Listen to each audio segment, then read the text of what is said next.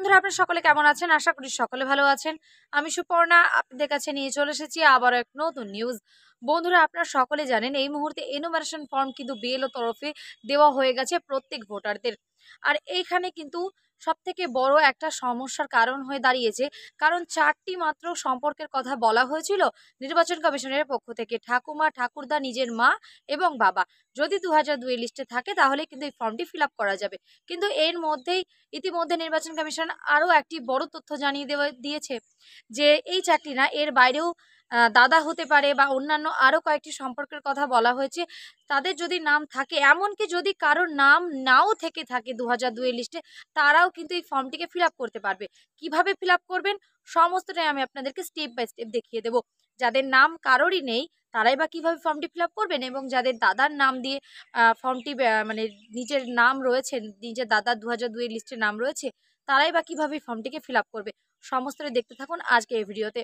তার জন্য ভিডিওকে স্কিপ করবেন না, প্রথম থেকে শেষ পর্যন্ত দেখতে থাকুন। ভিডিও ভালো লাগলে অবশ্যই এটা লাইক করবেন, সাবস্ক্রাইব করে চ্যানেলটির পাশে থাকবেন। নিত্য রকম আপডেট ভিডিও পাওয়ার জন্য পাশে থাকা বেল আইকনটি অন করে রাখবেন।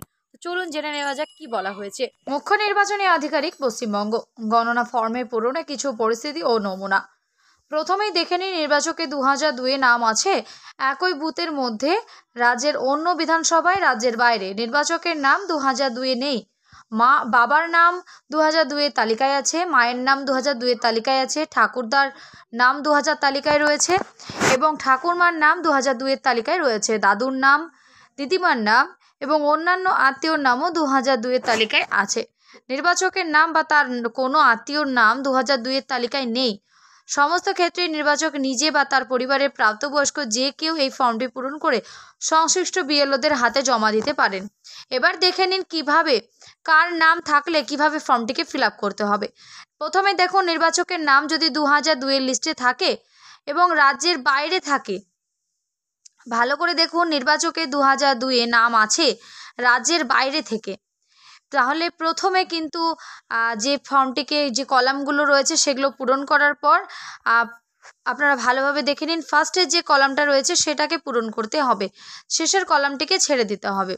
এরপর আসি, নির্বাচকের নাম 2002 নেই, ঠাকুরমার নাম 2002 তালিকায় আছে, সেক্ষেত্রে কিন্তু পরের কলামটিকে পূরণ করতে হবে এবং ওপরেরটিকে, পাশেরটিকে ছেড়ে দিতে হবে। আর সেখানে সম্পর্কের জায়গায় লিখতে পারবে ঠাকুমা দিয়ে ঠাকুমা। যদি ঠাকুমার দিয়ে না ফর্মটি ফিল আপ হয় তবে ঠাকুমা লিখতে হবে।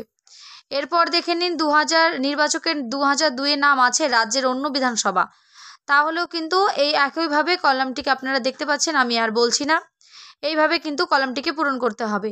পরবর্তীতে আসি, নির্বাচকের নাম 2002 নেই, অন্যান্য আত্মীয়র নাম 2002 তালিকায় আছে, সেক্ষেত্রেও কিন্তু এই একইভাবে ফর্মটিকে ফিল আপ হবে।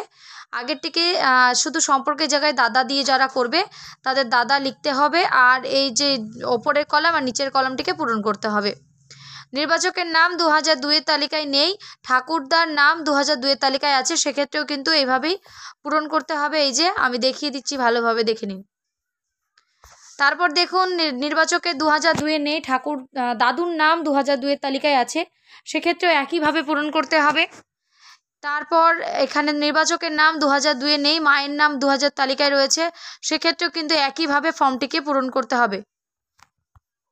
আমি বোঝানোর ক্ষেত্রে এখানে লিখে রেখেছি, এখানে নিজের নিজের নাম লিখতে হবে আপনাদের। এবার দেখুন, দিদিমার নাম যদি 2002 তালিকায় থাকে, নিজের নাম নেই, সেক্ষেত্রে একইভাবে করতে হবে। সবথেকে গুরুত্বপূর্ণ ফর্ম দেখে নিন, নির্বাচকের নাম 2002 নেই, নির্বাচকের নাম বা তার কোনো আত্মীয়র নামও 2002 তালিকায় নেই, সেক্ষেত্রে কিন্তু খুব সাবধানতার অবলম্বন করে ফর্মটিকে ফিল আপ করতে হবে। কারণ দুটো যে নিচের কলাম দুটো রয়েছে সেই কলামে কিছু লিখতে পারবেন না, শুধুমাত্র ওপরের যে কলামটি রয়েছে সেই কলামটিকে আপনাদের পূরণ করতে হবে।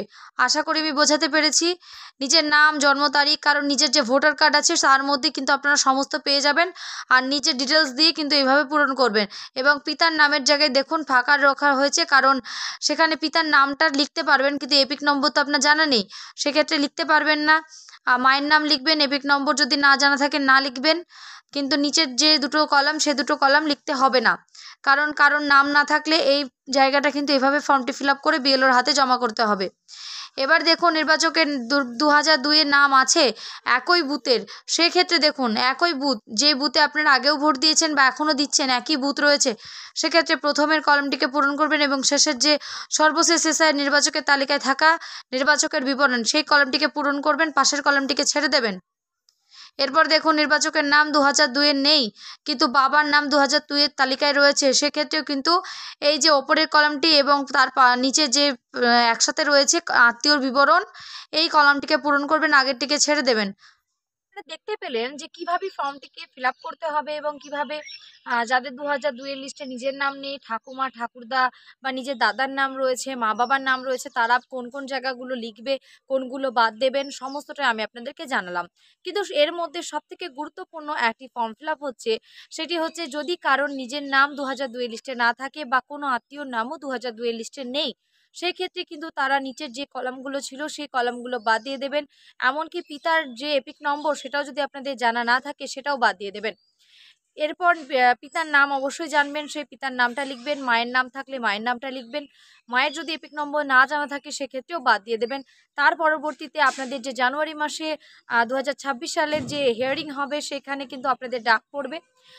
9 ডিসেম্বর খসড়া তালিকা বেরোবে, সেখানে জানতে পারবেন যে কাদের কাদের হিয়ারিংয়ে ডাক পড়বে। তো এই যে হিয়ারিংয়ে যখন ডাক হবে তখন কিন্তু আপনারা 6 নম্বর ফর্ম মানে সিএ ফর্ম ফিল আপ করার পর কিন্তু নাগরিকত্ব পেয়ে যাবেন। তাই কোনো রকম কোনো দুশ্চিন্তা করবেন না, সমস্তটাই আমি আপনাদেরকে জানালাম।